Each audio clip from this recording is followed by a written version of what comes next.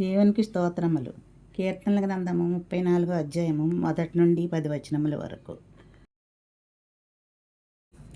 నేనెల్లప్పుడూ యెహోవాను సన్నుతించెదను, నిత్యము ఆయన కీర్తి నా నోట నుండును. యెహోవాను బట్టి నేను అతిశయించుచున్నాను, దీనులు దానిని విని సంతోషించెదరు.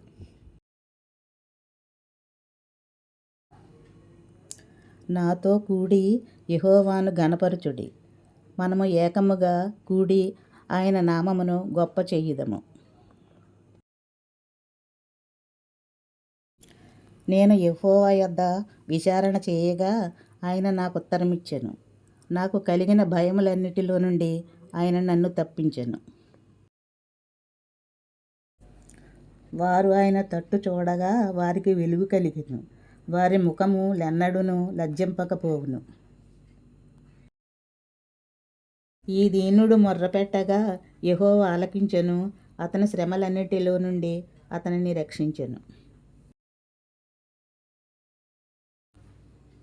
యెహోవా యందు భయభక్తులు గల వారి చుట్టూ ఆయన దూత కావలియుండి వారిని రక్షించును.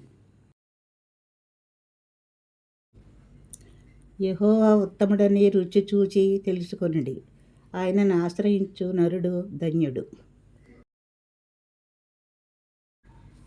యెహోవా భక్తులారా, ఆయన యందు భయభక్తులు ఉంచుడి.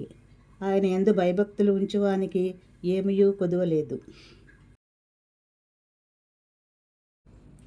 సింహపు పిల్లలు లేమిగలవై ఆకలిగొనును, యెహోవాను ఆశ్రయించువానికి ఏ మేలు కొదువై ఉండదు. ఆమేన్.